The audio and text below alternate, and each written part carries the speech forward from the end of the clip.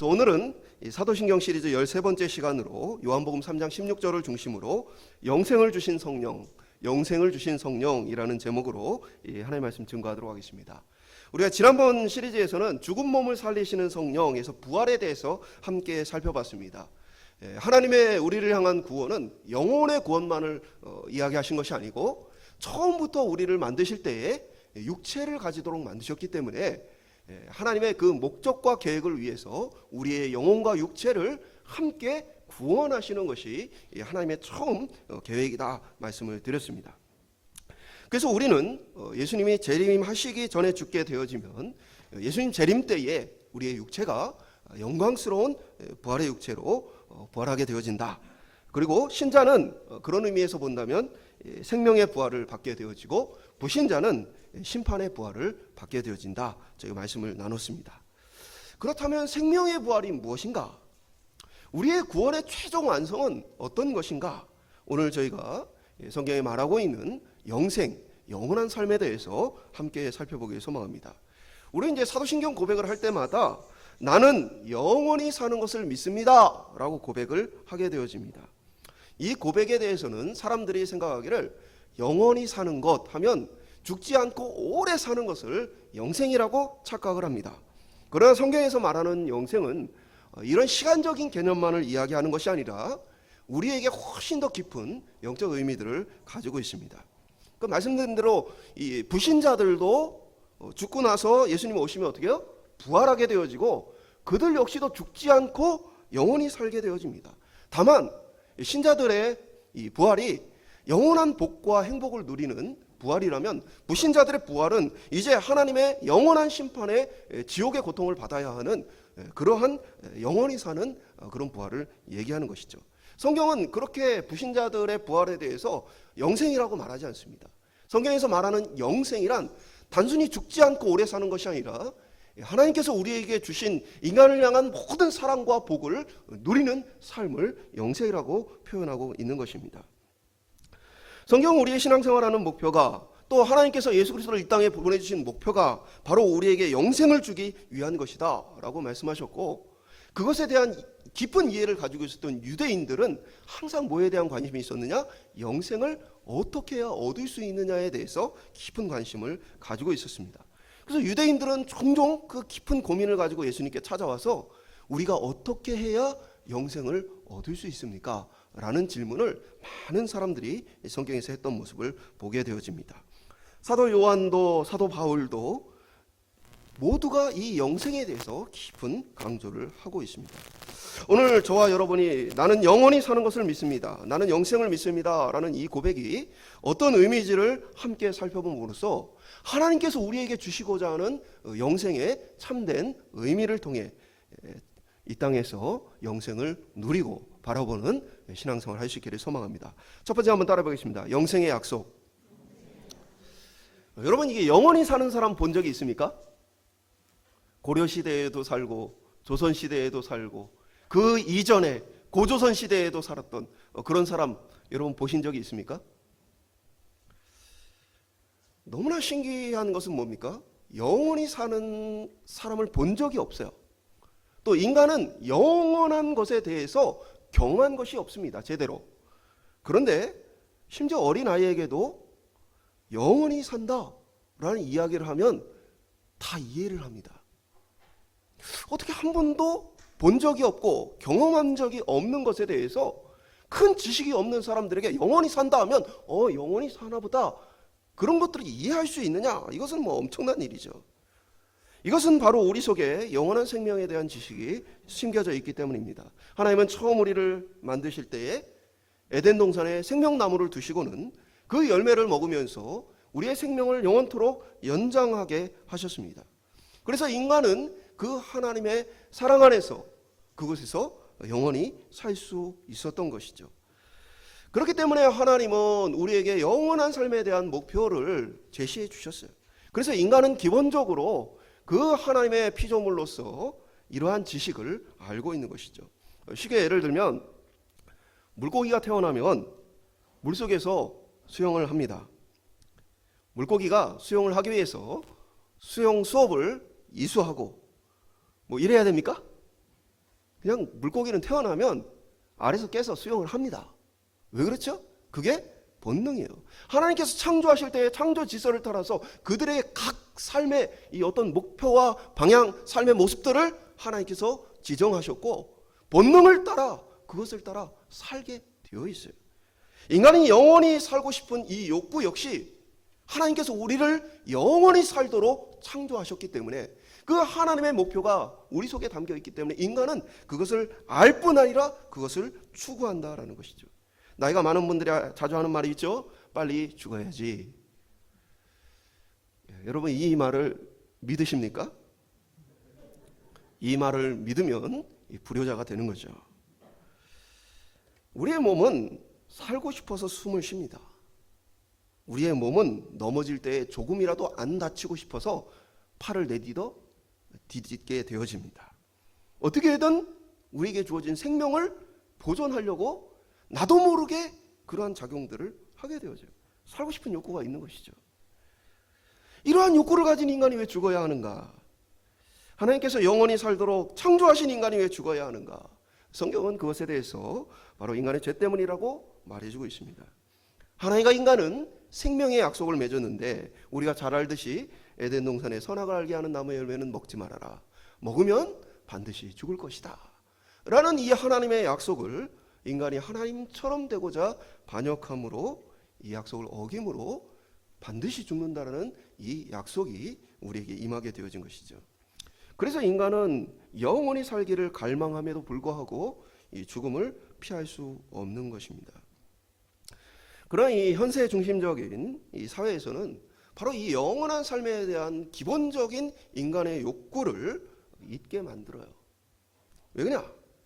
이 땅의 삶에 대한 강조를 계속합니다. 이 땅에서 뭐 잘 먹고 잘 살고 이 땅에서 높은 지위에 오르고 어떤 업적을 이루고 이러한 것들이 얼마나 중요한가에 대해서 세상이 계속 현세적으로 우리에게 말해줌으로써 우리는 우리의 마음속에 심겨져 있는 본능, 하나님께서 우리에게 주신 영적 지식, 영원한 생명에 대한 의지와 또 갈망을 많은 사람들이 잊은 채 살고 있다는 사실입니다.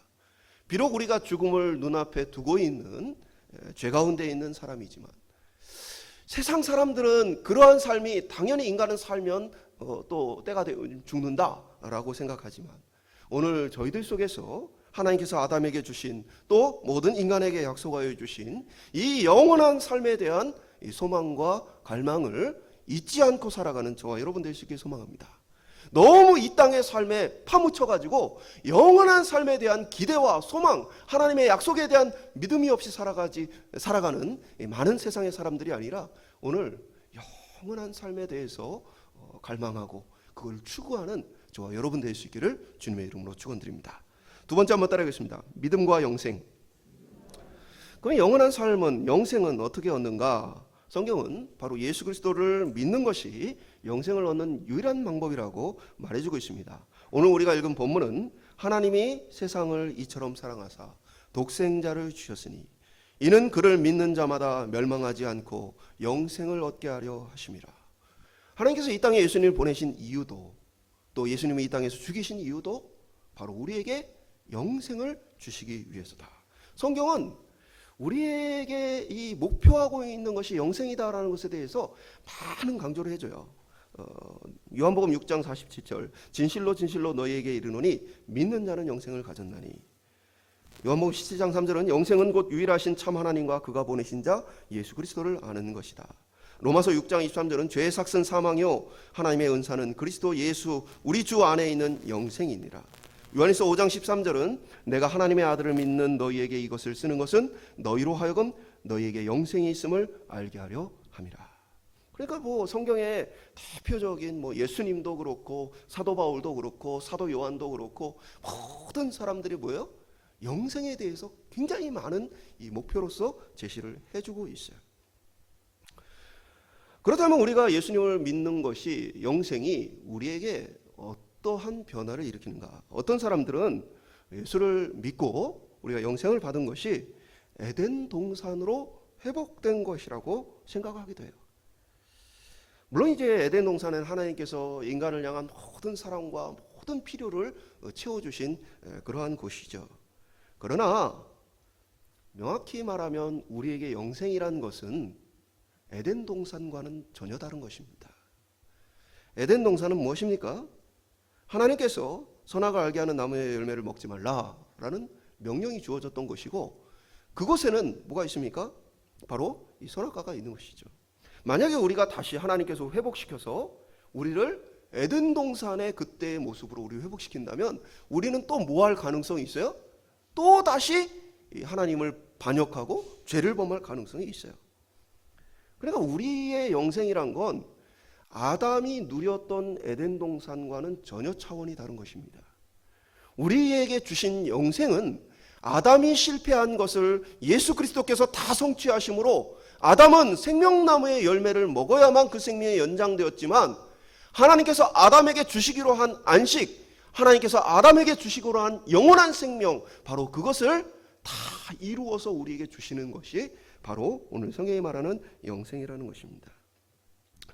그래서 성경은 이 영생이라는 것이 단순히 생명의 기름이 아니라 하나님과의 깊은 교제와 사귐, 우리가 만들어진 인생의 목적, 그것이 바로 영생이다라고 말해줘요. 그래서 요한계시록은 특별히 이 영생에 대한 이야기들을 하면서 하나님과 우리 사이, 그리스도와 우리 사이를 뭐라고 묘사합니까?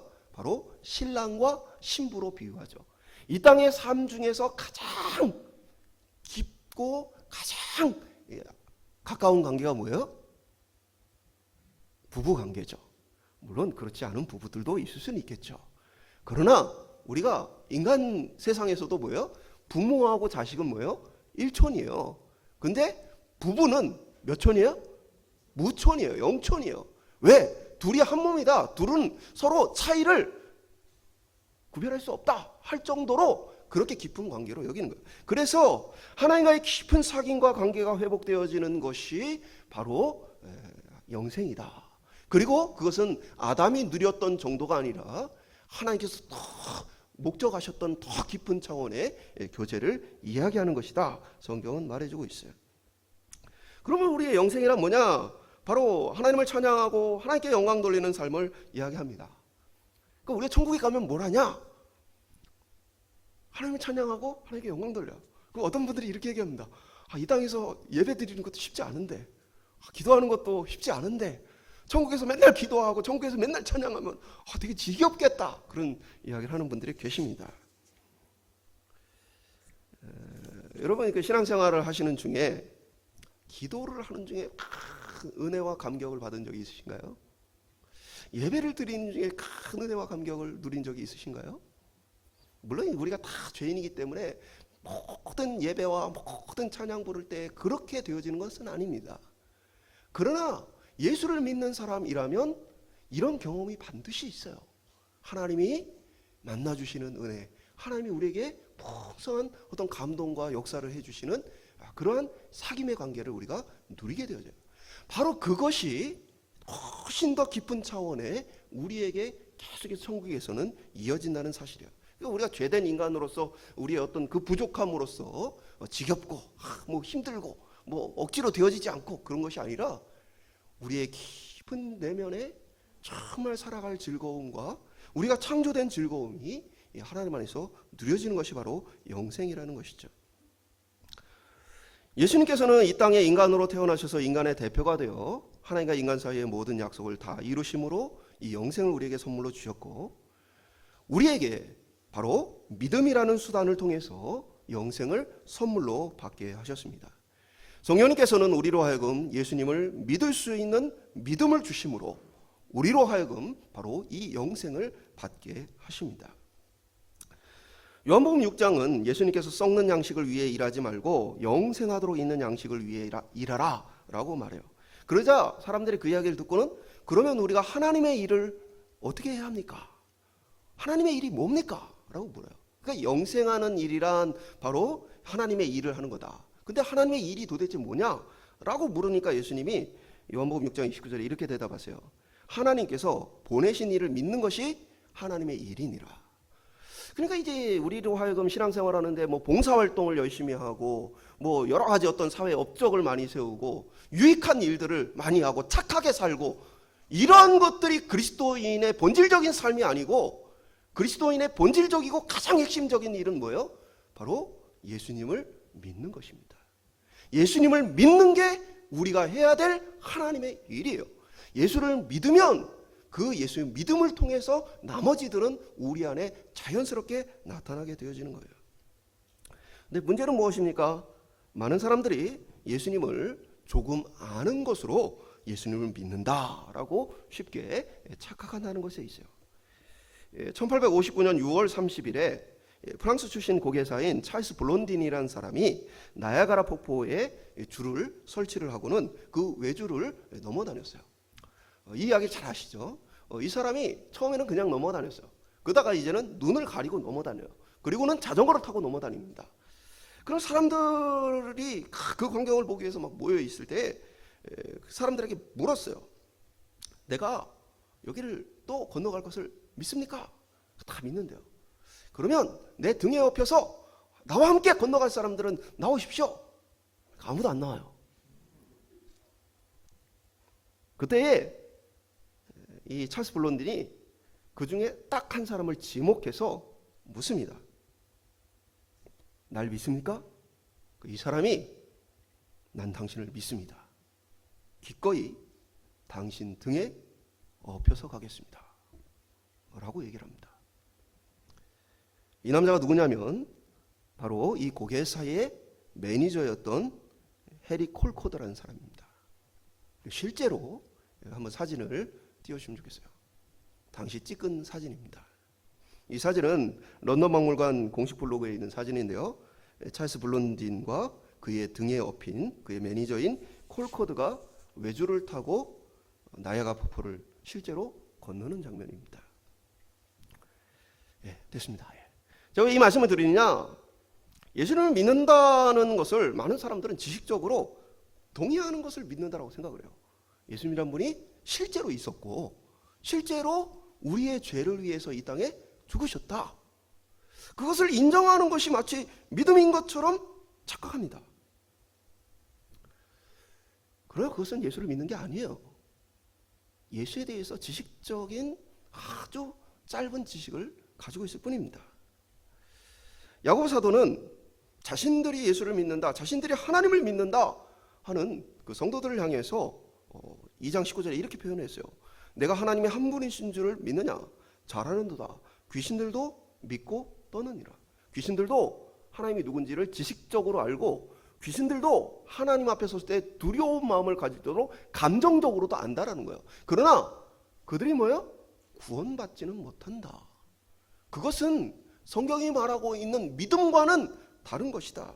다른 말로 하면 오늘 우리가 예수님이 이 땅에 우리를 구원하기 위해서 오셨다. 그리고 내 죄를 위해서 십자가에 죽으셨다. 라는 사실을 인정하는 것으로 우리의 믿음은 충분하지 않다라는 사실이에요.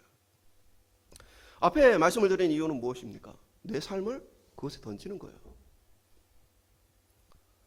거기 건너갈 줄 믿어요. 그런데 나와 함께 내 등에 업혀 건너가겠습니까? 그때에 내 삶을 걸고 그의 등에 업히는 것이 믿는 것입니다.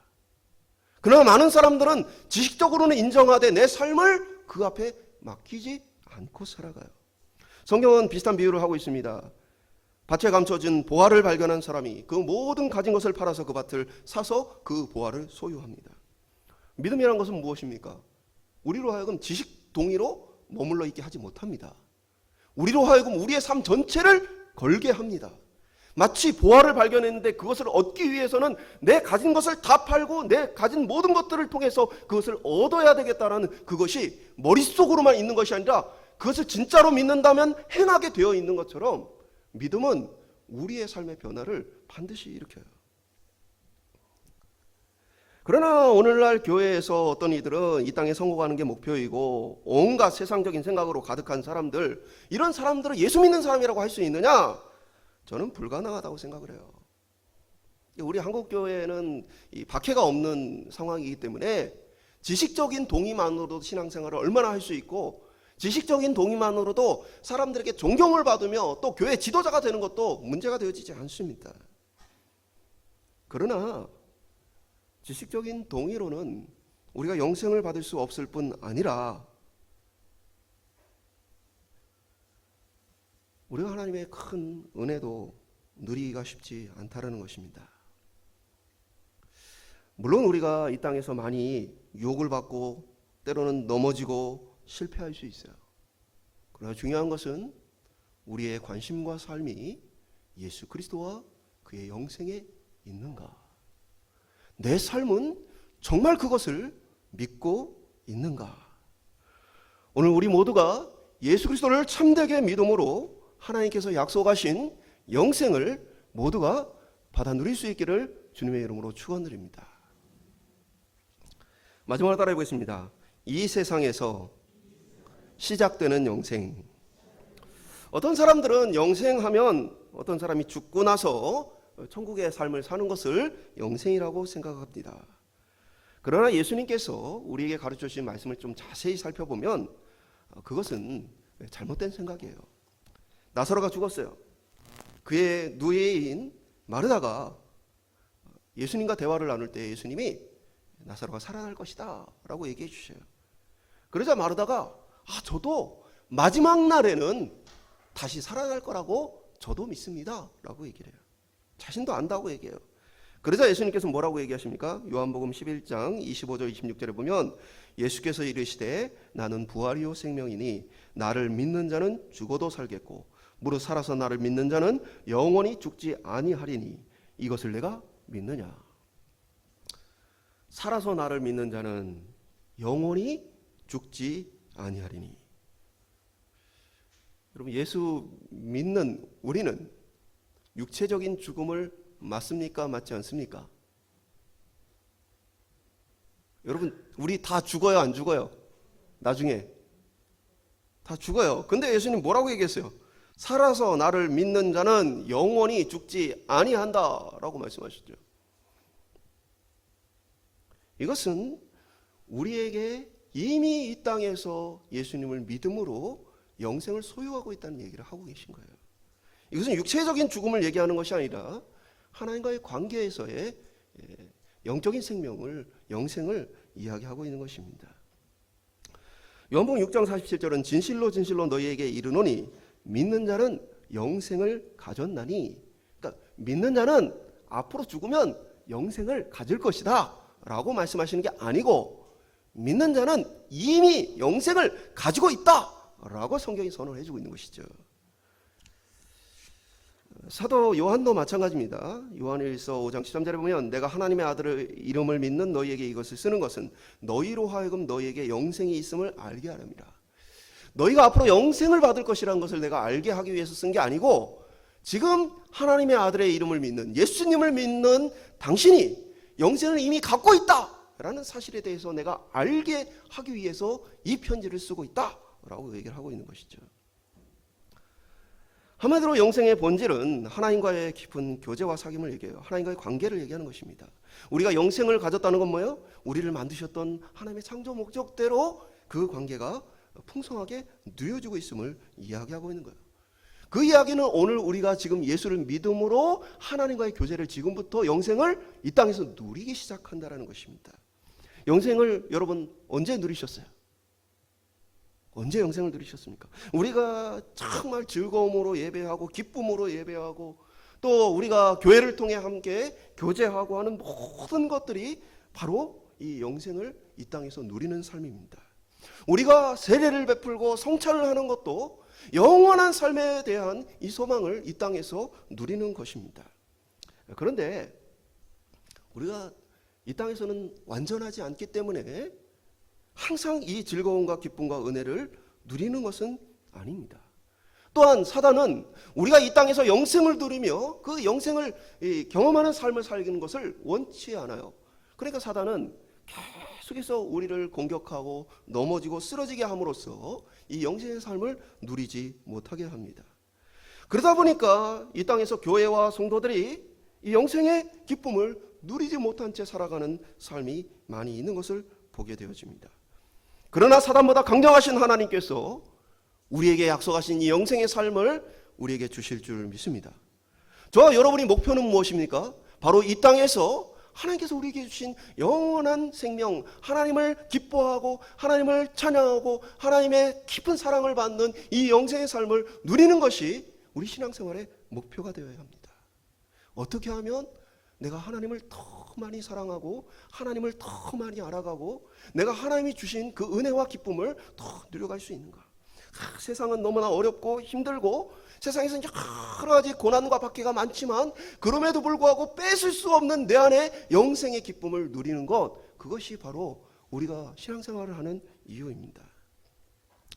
사도 바울은 로마서 8장을 통해 38절 39절 이렇게 말합니다. 내가 확신하노니 사망이나 생명이나 천사들이나 권세자들이나 현재일이나 장래일이나 능력이나 높음이나 깊음이나 다른 어떤 피조물이라도 우리를 우리 주 그리스도 예수 안에 있는 하나님의 사랑에서 끊을 수 없느니라. 저는 이 말씀이 큰 위로가 되어져요. 저도 목사이지만 항상 성경 보면은 날마다 성령 충만하고 기도하면 날마다 즐겁고 한 것은 아니에요. 때로는 인간의 연약함과 부족함으로 이 영생의 기쁨을 희미하게 놓쳐버릴 때가 있어요.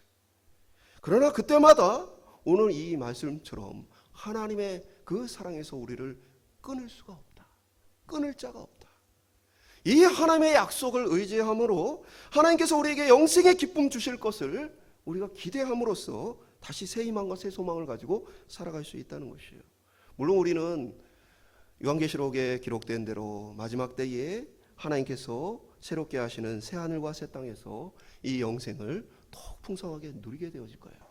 그러나 저는 이 땅에 살아가는 하나님과 함께 신앙생활하는 이 즐거움 때문에 사실은 그것이 완성되어질 새 하늘과 새 땅이 더 간절히 기대하게 되어져요. 이 땅에서 사람들에게 좀 무시를 당할 수 있고 이 땅에서 크게 성공하지 못할 수 있어요. 이 땅에서 어떤 이들은 예수를 믿기 때문에 많은 박해를 당합니다. 그러나 그들이 왜 이 삶을 살아갑니까? 수많은 사람들이 지금도 많은 나라에서 지금 순교를 당하고 있습니다. 수많은 사람들이 지금도 많은 고난을 겪으며 살아갑니다. 그 사람들이 왜 이런 삶을 삽니까? 이 땅에서 이미 영생의 기쁨을 맛보았기 때문입니다. 그 영생의 기쁨과 즐거움이 있기 때문에 이 땅의 것과는 비교가 안 되는구나. 이 땅에서는 내가 무엇을 갖고 싶어서 가졌을 때 그것이 한 달을 나를 즐겁게 해주지 못하고 일주일을 즐겁게 해주지 못하고 그러나 영생이 나로 하여금 영원한 만족과 즐거움을 주는구나. 이것이 빼앗기지 않는 즐거움이구나 라는 사실을 깨닫게 되어진 사람들은 이 영생을 추구하게 되어 있어요. 혹시 우리 중에 신앙생활하면서 이 영생의 기쁨과 즐거움을 맛보지 못한 분이 계시다면 하나님 앞에 간구하는 한 해가 됐으면 좋겠어요. 하나님, 내가 예수를 믿게 해주시고 그 예수를 믿음으로 얻는 영생의 기쁨을 이 땅에서 알게 해주십시오. 내가 그래서 그 영생의 기쁨으로 하나님께서 약속하신 새하늘과 새 땅의 영원한 삶을 더 기대하고 기다리게 해주십시오. 어떻게 보면 이 땅에 많은 사람들이 영생의 기쁨을 맛보지 못했기 때문에 예수님의 다시 오심도 기다리지 않고 이 땅에 정말도 기다리지 않는 삶을 살고 있는 것은 아닌가 생각하게 되어집니다. 말씀을 맺도록 하겠습니다. 오늘 우리에게 주어진 영생의 약속을 잊어버리지 않고 살기 소망합니다. 비록 이 땅의 삶이 너무나 치열하고 바쁘고 정신없고 경쟁 속에서 우리가 참 생존하는 것도 쉽지 않겠지만 그러나 우리는 이 땅에서 그 짧은 삶을 생존하라고 하나님께서 만드신 하잘것없는 존재들이 아닙니다. 이 땅에서 잠시 잘 먹고 잘 살라고 만든 그런 존재가 아니에요. 우리는 하나님께서 하나님과 깊은 영원한 사귐을 누리게 하시기 위해서 하나님의 형상으로 특별히 창조하신 거룩하고 존귀한 대상들입니다. 사단은 계속해서 이 영생의 기쁨을 우리에게 빼앗고자 합니다. 그러나 오늘부터 우리는 우리를 그 사랑에서 끊을 수 없다는 하나님의 약속을 신뢰함으로써 올 한 해 영생의 기쁨을 누리고 영혼의 즐거움을 누리는데 우리의 삶을 목표로 삼을 수 있기를 소망합니다. 그리고 성령께서 지식만이 아니라 우리에게 참된 믿음을 주시도록 머리로만이 아니라 우리의 모든 삶을 그리스도께 맡길 수 있도록 날마다 우리 안에 변화를 일으키시기를 소망하는 한 해가 되길 소망합니다. 그래서 새하늘과 새 땅에서 그 영생의 삶을 더욱더 기다리고 사모하는 저와 여러분 되길 소망합니다. 그래서 우리가 매번 사도신경에 고백할 때마다 나는 영원히 사는 것을 믿습니다 라고 고백할 때마다 그 영생의 기쁨을 더욱더 누리고 그 기대하는 그런 삶을 통해 오늘 저희 오포중앙교회가 그 영생을 맛보는 현장, 영생을 기대하는 현장 우리가 될 수 있기를 주님의 이름으로 축원드립니다.